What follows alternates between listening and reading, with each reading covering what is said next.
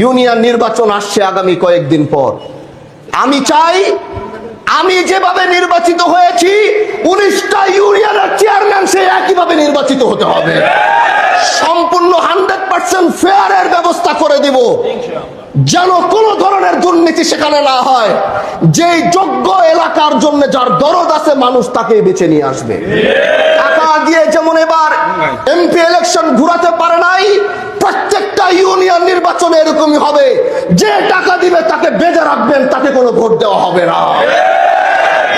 এলাকায় যে দরদ নিয়ে কাজ করবে, সে গরিবের ঘরের সন্তান হতে পারে, তার নুন আনতে গেলে পান্তা ফুরাইতে পারে, কিন্তু তার ভিতরে সদ আছে, তার ভিতরে ন্যায় নিষ্ঠা আছে, তার ভিতরে দেশের জন্য মায়া আছে, দেশের মানুষের জন্য মায়া আছে। তাকেই নির্বাচিত করে জনপ্রতিনিধি বানাইতে হবে। শিবচর থেকে যে কয়টা কথা বলি, এই কয়টা কথা বাংলার প্রতিটা গ্রামে গিয়ে আসর হয়। শিবচর থেকে দাঁড়িয়ে যে কয়টা কথা বলি, ঢাকার প্রতিটা ওয়ার্ডে গিয়ে সেই কথাগুলোর আসর হয়। যুবকরা এরকম চায়। আজকে হয়তো এক শিবচরের নেতৃত্ব দিচ্ছি, এক শিবচরের দায়িত্ব নিয়েছি।